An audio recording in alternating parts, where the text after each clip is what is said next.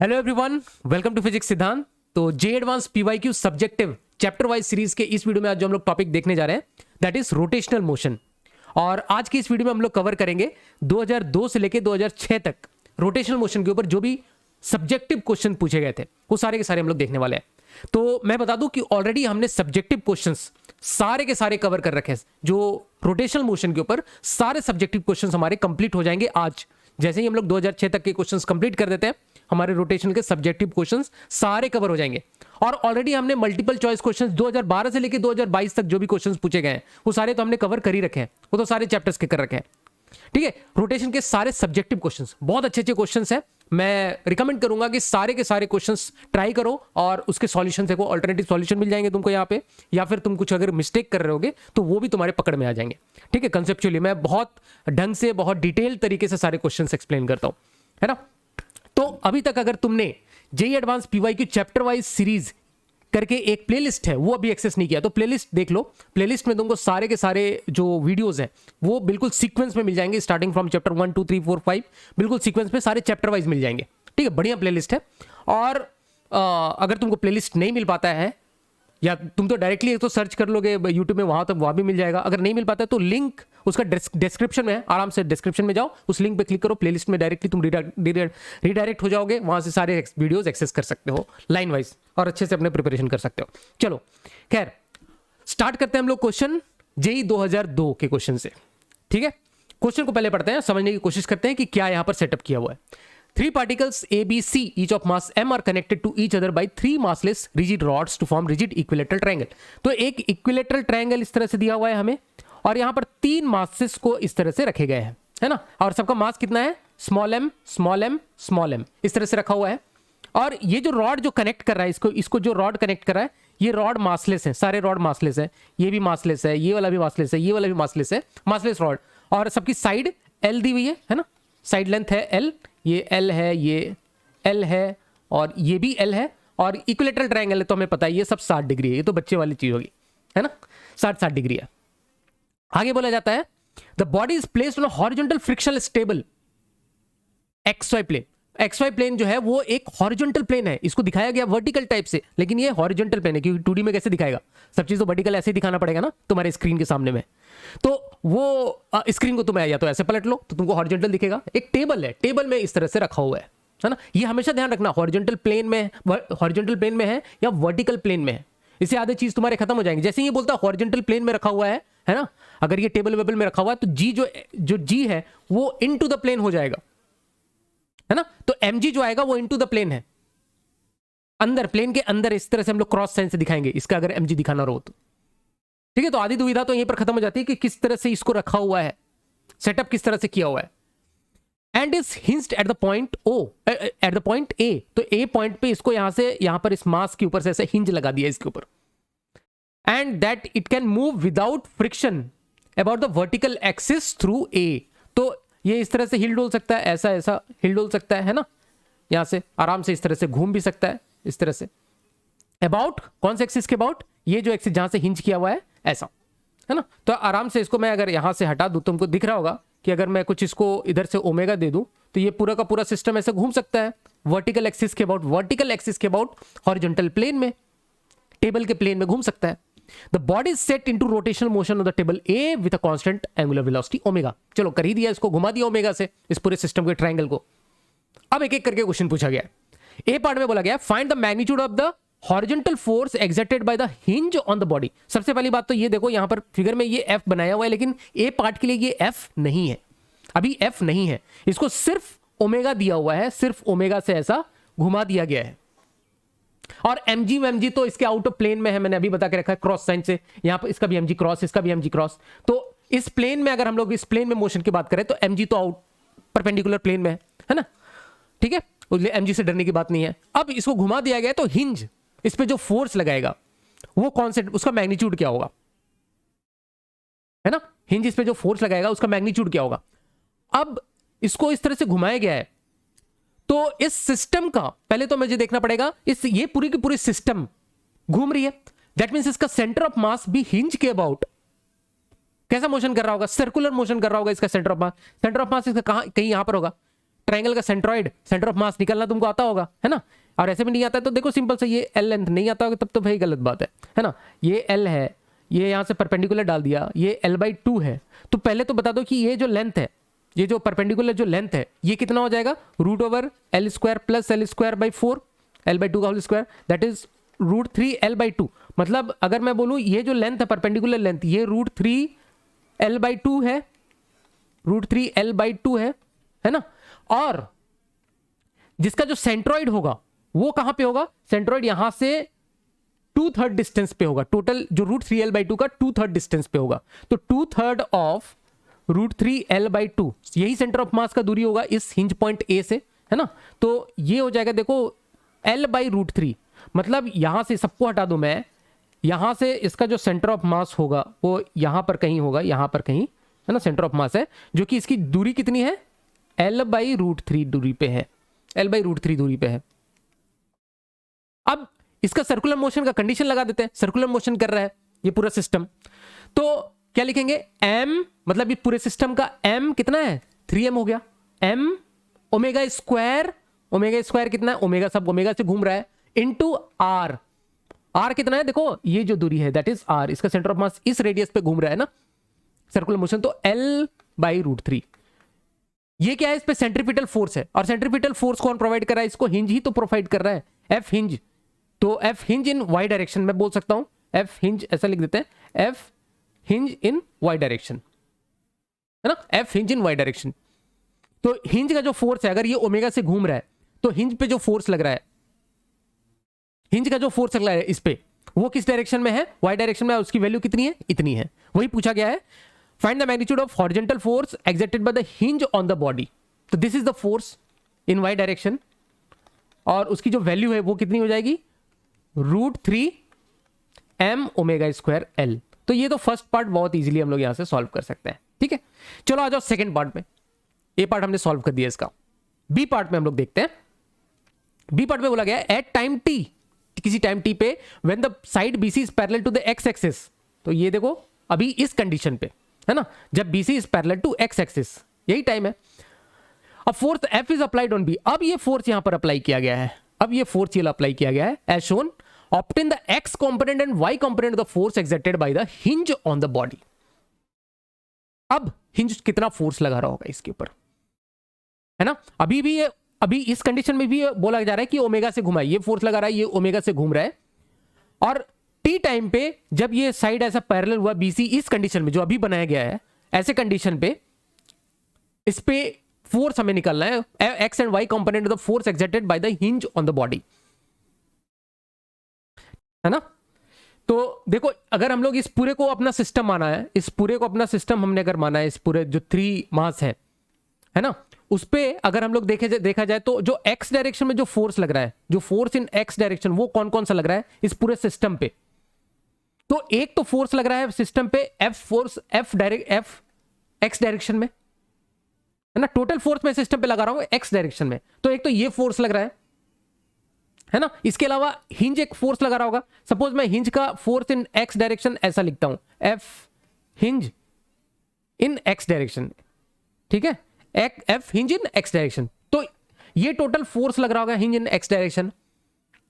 तो ये जो टोटल फोर्स है, this force is total mass of the system into acceleration of the system in x direction, acceleration of centre of mass. Net force क्या होता है, summation of F external is m into acceleration of center of mass, summation of external, this is acceleration of center of mass। हमें center of mass, क्योंकि पूरी body है ना, पूरी body की सब जगह की एक्सेलरेशन अलग अलग होगी, हमें किसका चाहिए, सेंटर ऑफ मास के में हम लोग डील कर रहे हैं, पूरा सिस्टम में डील कर रहे हैं, तो सेंटर ऑफ मास की एक्सेलरेशन होगी। तो इसके सेंटर ऑफ मास की एक्सेलरेशन हमें पता है, ए सेंटर ऑफ मास बोल देता हूं, ACM, mass into acceleration of centre, this is the net force in x direction, और सेंटर की सेंटर ऑफ मास की acceleration in x direction, ACM in x direction, ठीक है, ACM x बोल लो, क्योंकि एक सेंट्रीपिटल एक्सेलरेशन भी होगी ना, उसको हम लोग देख लेंगे, ठीक है। तो एक तो ये हो गया, और हम लोग इसे बोल सकते हैं F plus F hinge force in x direction, that is 3m acceleration of centre of mass in x direction, है ना। दिस इज x डायरेक्शन, ऐसा ही मैंने एक्सेलरेशन सेंटर ऑफ मास ऐसा बोला है x डायरेक्शन में, चलो x ही लिख लो, कंफ्यूजन होना हो जाए, ठीक है, तो एक काम करेंगे, acceleration centre of mass in x direction divided by 3m मैं बोल सकता हूं। ठीक है, वाई डायरेक्शन में इसमें क्या है, वाई डायरेक्शन में देखो इस वही सेंट्रीपिटल फोर्स लग रहा है क्योंकि ओमेगा से घूम रहा है ये, है ना, ओमेगा से घूम रहा है, तो जो हमने लगाया है ये वही चीज लगेगा, m omega square √3m omega square l, है ना। तो f इन अच्छा एक काम करते हैं, इसको हम लोग बाद में ले लेते हैं, पहले एक काम करते हैं इसमें, इस पे हम लोग एक काम करते हैं, इस सिस्टम पे देख लेते हैं कि इस सिस्टम का अल्फा कितना है। ये जो फोर्स लगा ना, इसकी वजह से कुछ टॉर्क आएगा, तो हम लोग देख लेते हैं इसकी वजह से इसमें अल्फा कितना आएगा। तो एक्सिस के अबाउट, ये हमारी एक्सिस है ना, मैं इस फोर्स भी बना देता हूं FHX, और एक कुछ लग रहा होगा FHY भी लग रहा होगा, है ना, और अभी इसको हटा देता हूं, और ये फोर्स है। तो इन फोर्सेस का हिंज के अबाउट, ए के अबाउट, आई अबाउट ए लिख देता हूं मैं, आई अबाउट ए इंटू अल्फा बराबर नेट टॉर्क, है ना, नेट टॉर्क, उससे अल्फा निकल जाएगा। नेट टॉर्क ए पॉइंट के अबाउट किसका आएगा, बस ये फोर्स का आएगा। तो फोर्स इंटू ये वाला डिस्टेंस, परपेंडिकुलर डिस्टेंस जो होगा, जो लाइन ऑफ एप्लीकेशन जो फोर्स है उससे परपेंडिकुलर डिस्टेंस, इससे अल्फा हम लोग निकाल सकते हैं, है ना, सिस्टम का अल्फा निकाल देंगे। तो F इंटू ये परपेंडिकुलर डिस्टेंस हमने कितना निकाला था, √3l/2, √3l/2। तो ये वाला जो है net torque about A, that is I about A into alpha हमने लिखा है। तो अल्फा और हम लोग क्या करें ना, अल्फा और इस ACM से हम लोग एक रिलेशन निकाल देंगे। ठीक है, तो यहां से हम लोग बोल देंगे कि ये जो अल्फा है इसकी वैल्यू कितनी आ जाएगी, और ये F √3l/2 डिवाइडेड बाई ये आई ए क्या हो जाएगा, आई अबाउट ए। देखो इस सिस्टम का 3 मास है, एक मास जो कि एक्सिस में ही पड़ गया, उसका moment of inertia about axis 0 हो गया, और एक ये मास है और एक ये मास है, और बाकी रॉड तो मासलेस है। तो इस मास का ma² प्लस इस मास का ma², इस मास का ma², इस मास का ma², दैट इज 2ma²। ठीक है, तो यहां से 2ma² बोले l² हो गया ना, 2ml²। तो एक l से एक l यहां खत्म हो जाएगा, और ये बन जाएगा √3f divided by 4ml, this is alpha. ठीक है, और यहां पर क्योंकि इस एक्सिस के अबाउट घूम रहा है, इस एक्सिस के अबाउट घूम रहा है, तो यहां पर इसका जो सेंटर ऑफ मास का ये जो एक्सेलरेशन है ACM एक्स डायरेक्शन में, that is equal to R alpha, है ना। तो एक काम करेंगे, R अल्फा करेंगे, और R की वैल्यू कितनी है, ये वाली रूट, ये वाले डिस्टेंस, दिस इज R ना, दैट इज l/√3। तो R into alpha that is √3f/4ml, that is equal to acceleration of centre of mass in x direction, ये वाला एक्सेलरेशन। तो that is F plus F hinge का x direction में force divided by 3m। तो यहां से देखो ये √3 कैंसिल हो जाएगा, ये L से L कैंसिल आउट हो जाएगा, और ये बन जाएगा M से M भी कर दो, F/4 that is equal to F/3, ये कितना हो जाएगा, L/√3 F/4ml। ठीक है, प्लस एक काम करो, ये जो है ना, इसको इजी ऐसा रहेगा, इसको 3/4 लिख दो, 3/4f, ये इधर जाके that is F plus F of x direction, hinge का एक्स डायरेक्शन का फोर्स। तो हिंज का F एक्स डायरेक्शन में फोर्स इज -F/4, है ना। तो हमने जो सोच रखा था हिंज का फोर्स इधर लगेगा, मैं दूसरा पेन ले लेता हूं, हिंज का फोर्स जो इस डायरेक्शन में लगेगा वो ऐसा नहीं लगेगा क्योंकि नेगेटिव आ रहा है, तो हिंज का एक्स डायरेक्शन फोर्स इसमें इस डायरेक्शन में लगेगा, दैट इज F/4। ठीक है, हिंज का फोर्स इधर लगेगा इस डायरेक्शन में। ठीक है, बॉडी में इस डायरेक्शन में फोर्स लगा रहा है। अब वाई डायरेक्शन में जो फोर्स लग रहा होगा वो तो वही लग रहा होगा जो सेंट्रीपिटल फोर्स जो लग रहा था, है ना, सेंट्रीपिटल फोर्स वाला।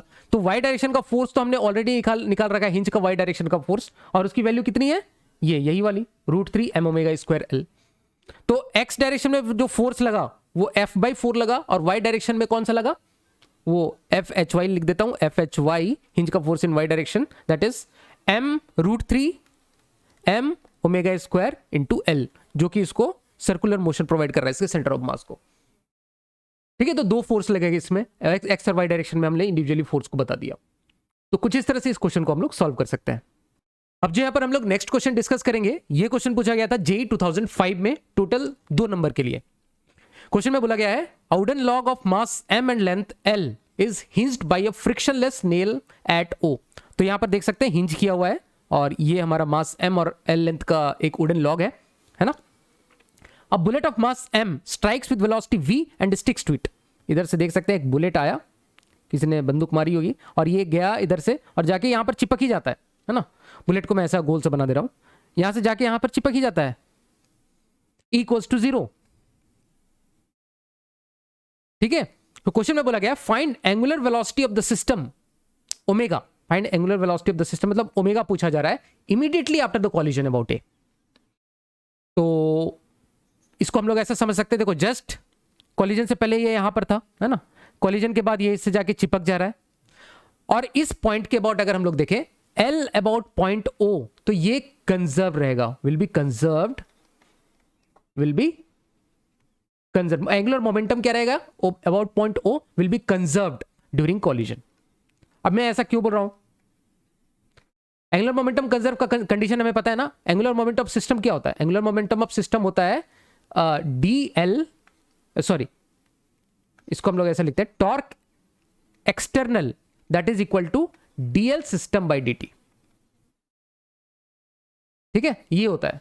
अब अगर मेरे पास किसी इस अबाउट पॉइंट O अगर मेरा टॉर्क एक्सटर्नल 0 हो ड्यूरिंग कॉलिजन तो मेरा एंगुलर मोमेंटम कंजर्व रहेगा। अगर टॉर्क एक्सटर्नल 0 होगा तो DL बाई dt जो होगा वो 0 होगा, दैट मींस L मेरा कंजर्व्ड होगा, L इज कांस्टेंट, है ना। यही तो कंडीशन होती है ना एंगुलर मोमेंटम कंजर्वेशन की। तो L अबाउट, मैं बोल रहा हूं कि जो टॉर्क एक्सटर्नल होगा अबाउट O वो 0 होगा। अब तुम बोलोगे सर जब ये कोलिजन कर रहे होंगे यहां से, ये इस तरह से कोलाइड कर रहा होगा, जस्ट ऐसा बना देता हूं, तो कोलाइड कर रहा होगा तो सर ये इस पे नॉर्मल रिएक्शन तो लगाएगा, ये वाला जो गोली है वो इस पे नॉर्मल रिएक्शन लगाएगा और ये गोली पे भी नॉर्मल रिएक्शन लगाएगा, हाँ लगाएगा, बराबर है। लेकिन ये दोनों तो, इसको मैंने सिस्टम किसको माना है, मैंने अपना सिस्टम माना है ये वुडन लॉग को प्लस ये गोली को, है ना। बुलेट प्लस लॉग मेरा सिस्टम है। तो सिस्टम में देखो मैंने क्या लिखा है यहां पर, टॉर्क एक्सटर्नल लिखा है। इंटरनल जो फोर्सेस रहेंगे उनकी वजह से जो टॉर्क आएगा वो उस पर कॉन्ट्रीब्यूट नहीं करेगा। टॉर्क एक्सटर्नल, इंटरनल जो टॉर्क रहेंगे तो वो आपस में 0 हो जाएंगे। इंटरनल फोर्सेस की वजह से जो टॉर्क आएंगे वो तो 0 ही हो जाएंगे, इसलिए यहां पर टॉर्क एक्सटर्नल लिखा हुआ है। इसलिए यहां पर जो इस पे नॉर्मल लग रहा होगा, ये लॉग पे जो नॉर्मल लगा रहा होगा और ये लॉग इस पे नॉर्मल लगा रहा हो, इसका टॉर्क का कंट्रीब्यूशन इसमें 0 हो जाएगा। अब तुम बोलोगे सर इस पे ये यहां पर जो गोली है इस पे एक mg फोर्स भी तो लग रहा होगा, इस पे भी तो एक कैपिटल mg फोर्स लग रहा होगा, उसका क्या। तो पहली बात तो मैं इसके बारे में डिस्कस भी नहीं करूंगा, क्योंकि ये जो फोर्सेस है कॉलिजन के टाइम हम लोग अगर मोमेंटम कंजर्वेशन या एंगुलर मोमेंटम कंजर्वेशन की बात करते हैं तो हम लोग कैसा कंडीशन लेते हैं, वो एक इंपल्सिव फोर्स होना, हम लोग सिर्फ इंपल्सिव फोर्सेस को कंसीडर करते हैं। नॉन इंपल्सिव फोर्सेस को तो कंट्रीब्यूशन होता ही नहीं है, मतलब इतना कम होता है कि उसको हम लोग नेग्लेक्ट कर देते हैं, बहुत कम होता है इंपल्सिव के कंपैरिजन में। तो इनका तो आएगा भी नहीं कंट्रीब्यूशन, और ऐसे भी ये लोग दोनों, इनकी वजह से टॉर्क तो ऐसे भी 0 आ रहा है, इसकी बात ही नहीं करनी है पहली बात तो, है ना, इसकी बात ही नहीं करनी है, एमजी की ग्रेविटी की बात ही नहीं करेंगे कॉलिजन के टाइम पे, नॉन इंपल्सिव फोर्सेस की बात ही नहीं करेंगे, ओनली इंपल्सिव फोर्सेस। नॉर्मल वॉर्मल अगर टकरा के आ गए तो हम लोग उसको कंसिडर करेंगे बाहर का सिस्टम का, इंटरनल तो ऐसे भी 0 हो रहा है। ठीक है, तो ये तो यहां से खत्म है, मतलब इसका हम लोग एंगुलर मोमेंटम कुल मिला के हम लोग कंजर्व कर सकते हैं अबाउट पॉइंट O। तो L about point O before collision, ये गोली है मेरा m मास की गोली, और ये आफ्टर बिफोर कॉलिजन कितना था देखो, m इंटू इसकी वेलोसिटी कितनी थी v, इसकी वेलोसिटी थी v इंटू यहां से डिस्टेंस l, कैपिटल L। ये एंगुलर मोमेंटम बिफोर कॉलिजन, किस सेंस में, इधर इस सेंस में आ रहा था, ये इसको इस सेंस में आ रहा था ना, ओके अबाउट। आफ्टर कॉलिजन क्या होगा, इस सिस्टम का moment of inertia about O plus into omega, I into omega final, जो भी कॉलिजन के बाद जो ओमेगा आएगा। अब सिस्टम का मोमेंट ऑफ इनर्शिया किसकी वजह से आएगा, I नॉट मैं बोल रहा हूं, I नॉट आएगा किसकी वजह से, बुलेट का भी आएगा प्लस लॉग का आएगा, किसके अबाउट, ओ के अबाउट। ओ के अबाउट हम लोग कंजर्वेशन कर रहे हैं ना एंगुलर मोमेंटम का। तो आई बुलेट का कितना हो जाएगा, m into L square, L की दूरी पे है, ठीक है, प्लस लॉग का कितना हो जाएगा, इस लॉग का हमें पता है that is ml square by 3 होता है। तो this is nothing but 4/3 ml square. तो यहां पर लिख दो mvl, अरे ये चीज गलती हो गई यार, ml स्क्वायर में ये स्मॉल m है ना, तो इसको हम लोग लिखेंगे m प्लस स्मॉल m/3 आ जाएगा, m/3 capital m/3 in plus small m l square. तो यहां पर हो जाएगा mvl इंटू आई नॉट हो जाएगा m/, इसको ऐसा लिख दें क्या, m plus 3m divided by 3 into L square into omega. तो L से ये L उड़ा देंगे और ओमेगा की जो वैल्यू आ गई that is 3mv divided by capital M plus 3 small m into L नीचे आ जाएगा ना, हाँ 1/L, इसको कैसे लिख दें, 1/L ऐसा लिख दें, ठीक है। तो ये कुछ इस तरह का हमारे पास में आंसर निकल के आ जाएगा। अब जो यहाँ पर हम लोग नेक्स्ट क्वेश्चन डिस्कस करने जा रहे हैं, ये क्वेश्चन पूछा गया था जेईई 2005 में टोटल 4 नंबर के लिए, बहुत ही स्टैंडर्ड क्वेश्चन है। और अब तो क्या करते हैं लोग, इसको रट डालते हैं, है ना, इसका पूरा का पूरा फॉर्मूला निकाल के रट लेते हैं जनरल केस के लिए। यहां पर जैसे सिलेंडर दिया हुआ है, सिलेंडर की जगह वो कुछ भी दे दो, है ना, एक जनरल रेडियस ऑफ जायरेशन के लिए वो लोग रट के बैठ जाते हैं और निकाल देते हैं।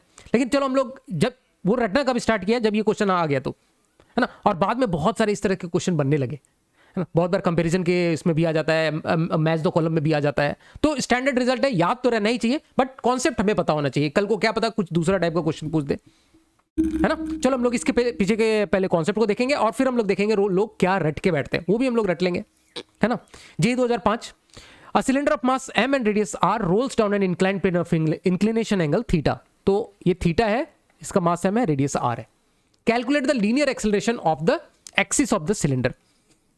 तो इसका बेसिकली सेंटर ऑफ मास का ये एक्सेलरेशन पूछ रहा है ना, m रेडियस r। कौन कौन से फोर्सेस लग रहे हैं इसके, अगर हम लोग फोर्सेस की बात करें तो एक तो mg लग रहा होगा इस पे, है ना, और इधर से एक नॉर्मल लग रहा होगा और फ्रिक्शन लग रहा होगा। हमें नहीं पता कि इस डायरेक्शन में, फ्रिक्शन का डायरेक्शन हम लोग देख लेंगे। या तो एक तो तरीका ये है कि कुछ भी रैंडम सा आगे पीछे मान लो, फ्रिक्शन या तो आगे लग सकता है या तो पीछे की तरफ लग सकता है, एक रैंडम डायरेक्शन मान के सॉल्व कर लो, हो जाएगा, कोई दिक्कत नहीं। अगर उल्टा रहेगा तो नेगेटिव आ जाएगा, है ना। तो एक तो वो तरीका हुआ, लेकिन हम लोग नहीं, थोड़ा अच्छे तरीके से हम लोग देखते हैं। हम लोग देखो यहां से बात करें, इस पॉइंट की बात करें, लोअर मोस्ट पॉइंट, तो हमें पता है कि अगर इसकी एक्सेलरेशन ACM है ना, और इसके पास अल्फा इस डायरेक्शन में होना पड़ेगा, इस डायरेक्शन में अल्फा होना, उल्टे डायरेक्शन में नहीं हो सकता अल्फा, इस डायरेक्शन में ही अल्फा होना पड़ेगा, तभी यहां का जो एक्सेलरेशन वो ACM हम लोग लिखेंगे और R अल्फा इधर लिखेंगे, जो टेंजेंशियल एक्सेलरेशन, और ACM को R अल्फा के बराबर होना पड़ेगा।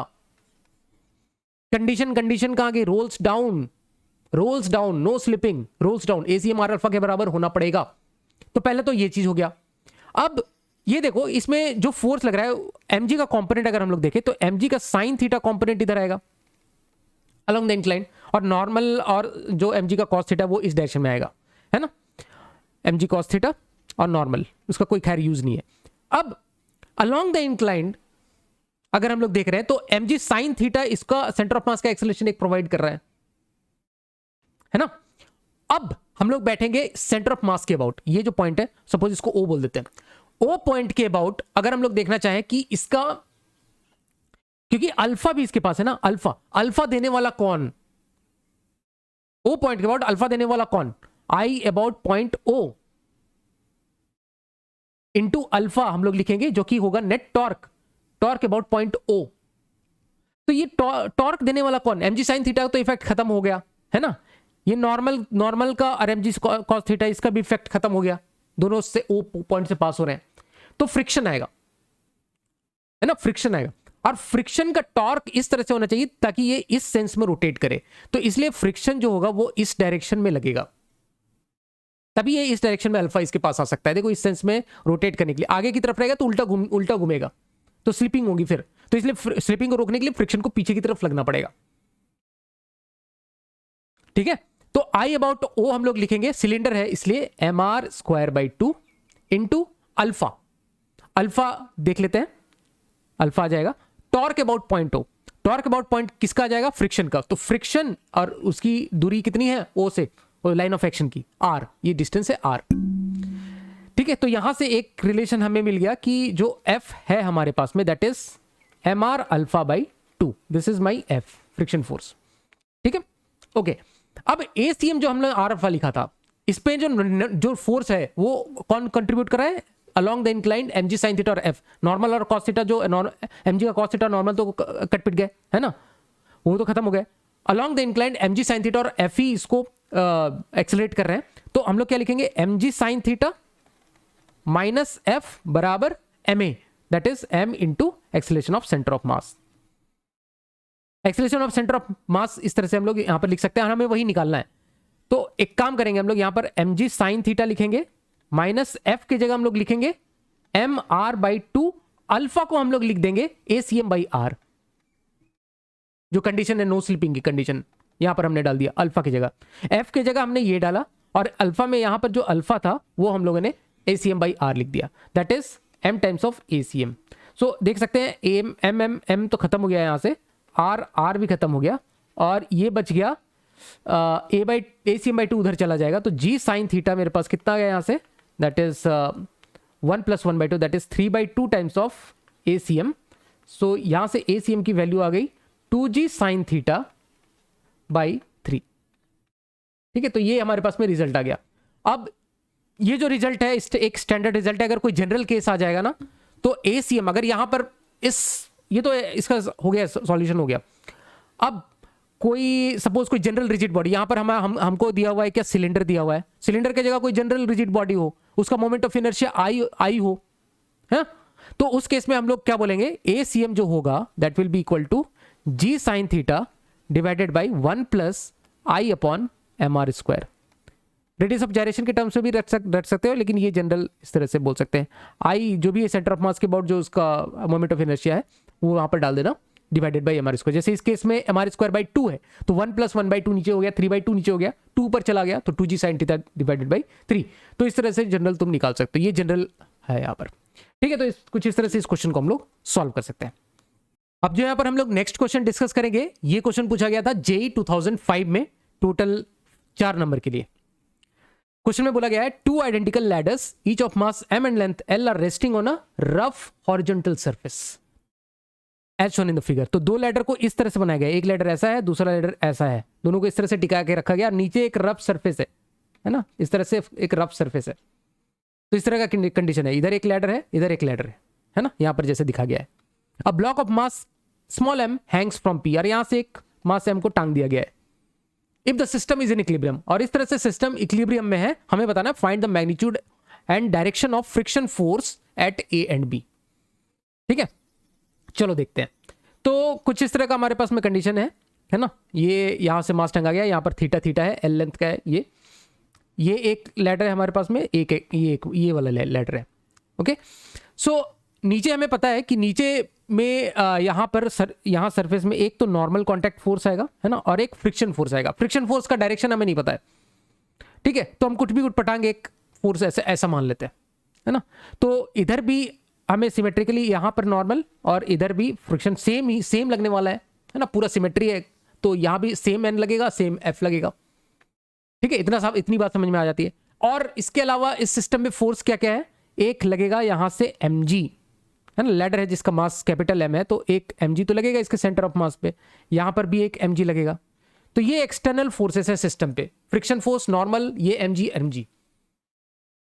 ठीक है, तो नेट एक्सटर्नल, क्योंकि अभी क्या है ये सिस्टम इक्विलिब्रियम में है, तो नेट एक्सटर्नल फोर्स और टॉर्क सब जीरो होना पड़ेगा। तो एक्सटर्नल फोर्स को हम लोग जीरो करते थे। वर्टिकल डायरेक्शन में किया जाए तो ये दो नॉर्मल 2n किसको बैलेंस कर रहे हैं, इस mg को 2mg को बैलेंस कर रहे हैं, प्लस ये वाले को बैलेंस कर रहे हैं, प्लस mg स्मॉल mg को वर्टिकल डायरेक्शन में, है ना। ये दो नॉर्मल ऊपर है, बाकी सब mg, ये स्मॉल mg, ये तीनों नीचे है, उसको बैलेंस कर रहे होंगे। ठीक है, ये हॉरिजॉन्टल डायरेक्शन में ये दोनों एक दूसरे को बैलेंस कर रहे होंगे, तो हमने पहले ही से बना रखा है जो कॉमन सेंस है, ठीक है ना। ये इसके बराबर हो जाएगा उल्टे डायरेक्शन में, तो उससे कोई फायदा नहीं होने वाला है, f बराबर f लिख के क्या फायदा है। तो एक तो ये हमें निकल गया। अब दूसरा टॉर्क, अब इसमें देखो कहीं से भी टॉर्क वर्क लगाने जाएं तो अगर मैं P पॉइंट के अबाउट टॉर्क लिखना चाहूं तो सब सिमेट्री एक दूसरे, ये नॉर्मल का टॉर्क ये नॉर्मल टॉर्क खा जाएगा, इस फ्रिक्शन का टॉर्क इस फ्रिक्शन के ऑपोजिट में निकल जाएगा, इस mg का टॉर्क इस mg के टॉर्क के ऑपोजिट हो जाएगा। तो मुझे कुछ खास मिलने वाला नहीं है। मुझे क्या करना पड़ेगा, सिस्टम को मैं सोचता हूं मैं तोड़ दूं, है ना। हम लोग सिस्टम को तोड़ने का मतलब क्या, ये जो रॉड है ना इसको निकालते हैं, इस रॉड को निकालते हैं, इस पे फोर्सेस देख लेते हैं, एक रॉड को तोड़ के निकालते हैं, इस पे टॉर्क और फोर्स देखते हैं। तो इस पे जो फोर्स लग रहा होगा, मैं यहां तक बनाता हूं रॉड को, यहां तक। तो एक तो कौन कौन से फोर्सेस लग रहे होंगे, यहां पर देखा जाए एक कैपिटल mg, एक फोर्स ये लग रहा होगा, यहां पर एक फ्रिक्शन फोर्स हमने ऐसा माना है, नॉर्मल हमने ऐसा माना है,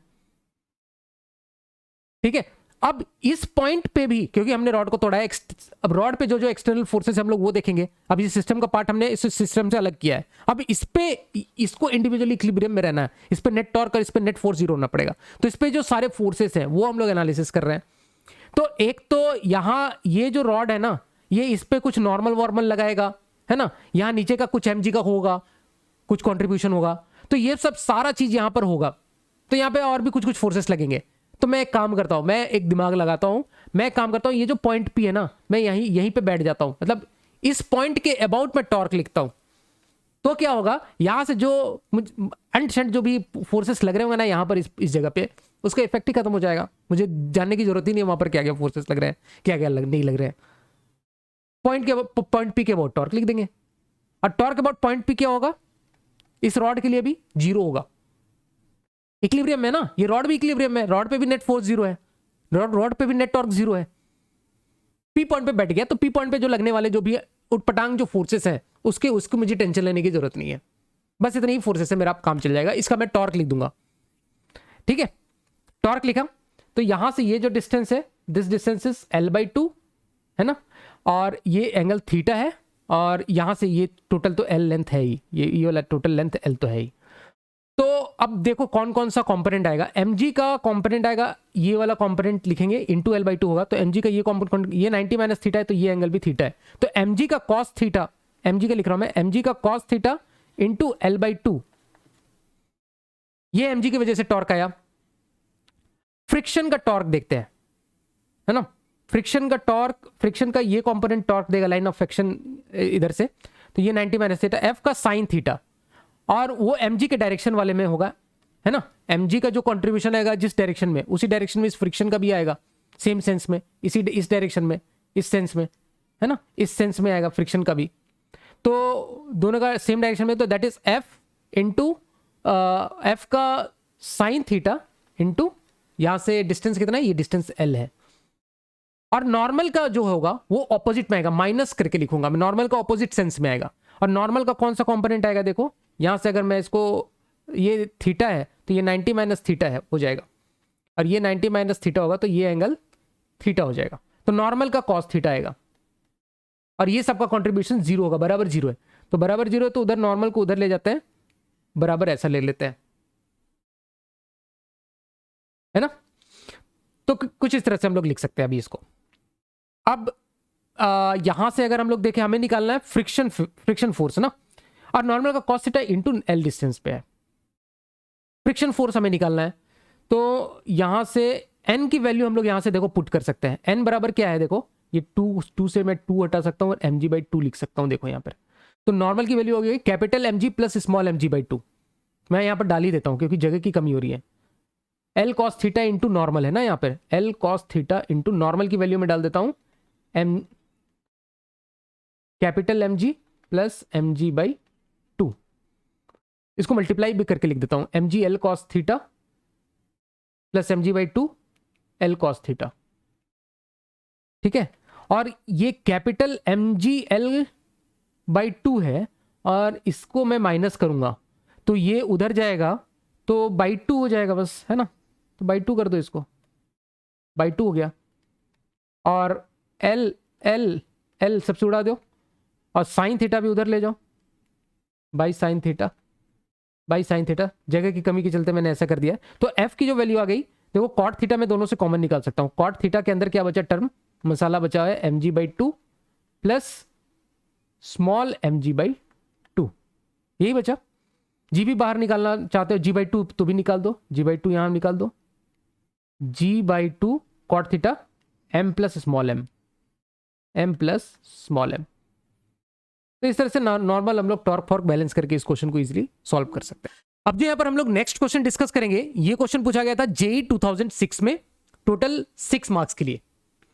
तो क्वेश्चन में कुछ इस तरह से बोला गया है, there is a rectangular plate of mass m kg of dimension a cross b। तो m kg का एक प्लेट है और उसका डायमेंशन देख सकते हैं हम लोग, ये b है, ये डायमेंशन इसका b है और ये वाला डायमेंशन इसका है a। तो a क्रॉस b का हम लोग देख सकते हैं, यहाँ पर एक रेक्टेंगुलर प्लेट है। The plate is held in horizontal position by striking n small balls each of mass m per unit area per unit time. तो इस पे स्ट्राइक कर रहे हैं बॉल, कितने बॉल स्ट्राइक कर रहे हैं, n balls per unit area per unit time, इतने बॉल्स इस पे स्ट्राइक कर रहे हैं। अब देखो इस पे इसको इस पोजीशन पे मेंटेन करके रखा जा रहा है, इस पोजीशन पे। तो ये कैसा पोजीशन है इसका, ये इस तरह का पोजीशन है। ये वाली एक्सिस है जो दिख रही है यहाँ पर, ये वाली जो एक्सिस दिख रही है ना, ये वाली लाइन, ये वाली लाइन, ये वाली लाइन, ये मेरा हाथ समझ लो, और ये मेरा प्लेट है। इसको प्लेट इस तरह से, अब प्लेट को कैसा यहां पर से इस तरह से हिंज किया हुआ है। अब एक mg फोर्स इसके बीच में लग रहा होगा, है ना, नीचे की तरफ mg फोर्स लग रहा होगा, mg। और इसको बैलेंस करने के लिए क्या कर रहे हैं, यहां से बॉल्स स्ट्राइक कर रहे हैं नीचे से, ठक ठक ठक ठक ठक ठक बॉल स्ट्राइक कर रहा है। और बॉल स्ट्राइक कर रहा है तो बॉल स्ट्राइक करके इसको कुछ मोमेंटम इंपार्ट कर रहा है, और उसकी वजह से इस पर कुछ फोर्स आ रहा है ना, इसकी इस मोमेंटम इंपार्ट कर रहा है, इसकी वजह से कुछ फोर्स आ रहा है, जिसकी वजह से ये mg के फोर्स को बैलेंस कर रहा है।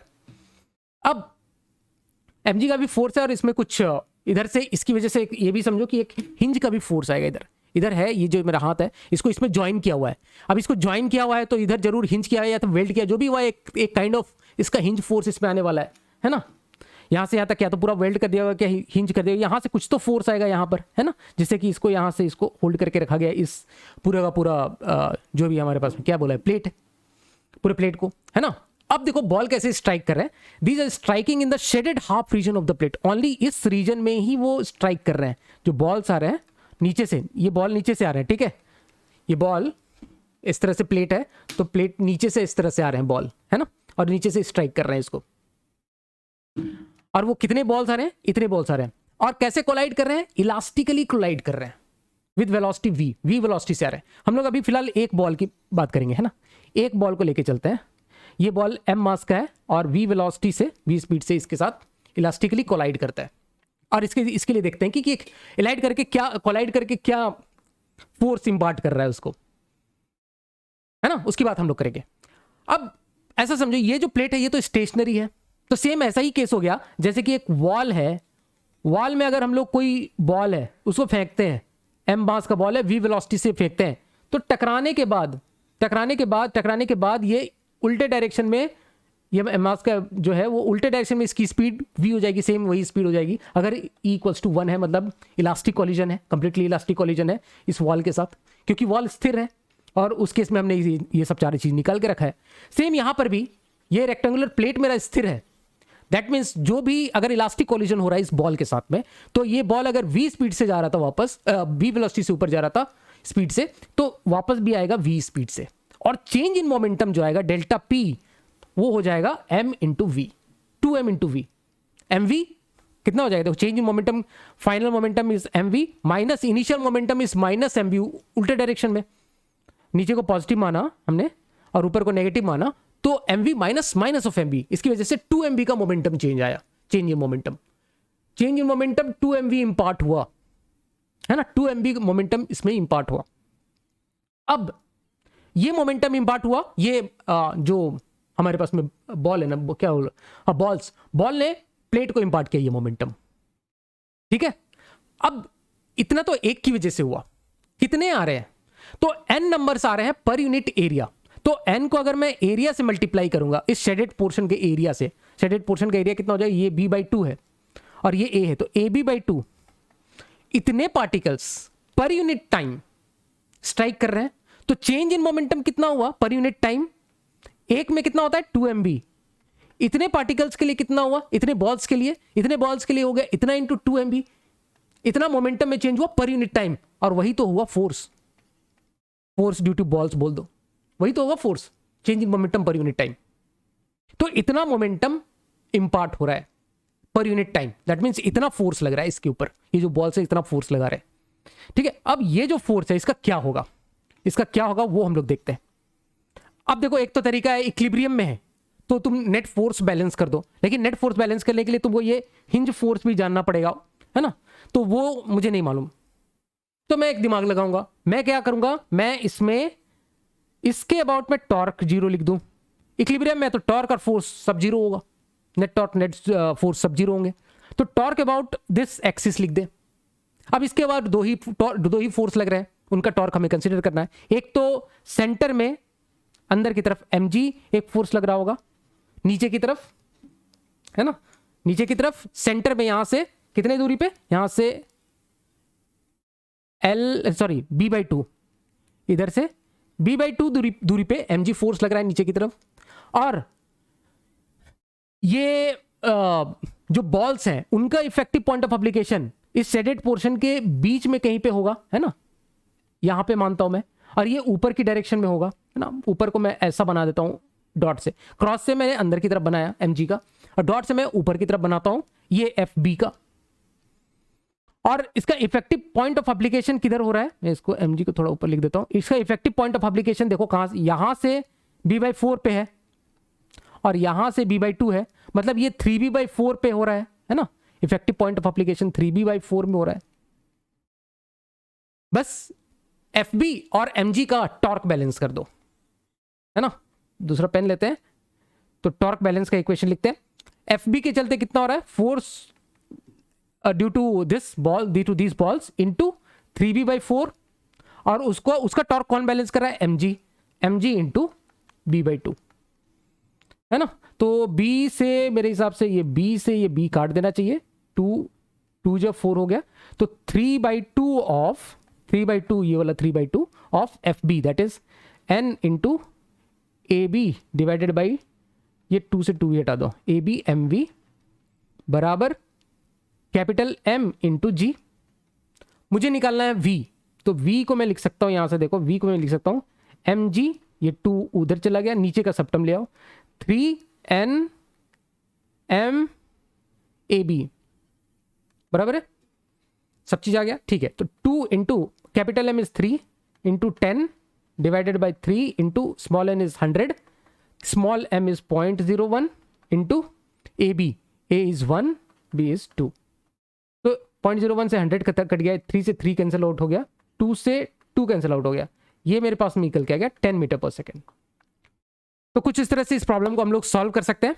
होप तुम्हें सारे क्वेश्चन बहुत अच्छे तरीके से समझ में आएंगे। रोटेशन हमारा यहाँ पर कंप्लीट हो जाता है। और अगर तुमको वीडियो पसंद आता है लाइक जरूर करना यार, ज़्यादा से ज़्यादा लोगों तक पहुंच सकेगा फिर इस तरह से, तो मुझे भी कॉन्फिडेंस रहेगा, मुझे भी मोटिवेशन मिलेगा कि मैं ज़्यादा से ज़्यादा वीडियो बना सकूँ, जल्दी जल्दी लेके आ सकूँ। तो सबसे शेयर वेयर कर देना, सब्सक्राइब कर लेना चैनल को, और हम लोग मिलते हैं फिर नेक्स्ट वीडियो में नए टॉपिक के साथ, नए क्वेश्चंस के साथ। तब तक के लिए थैंक यू सो मच।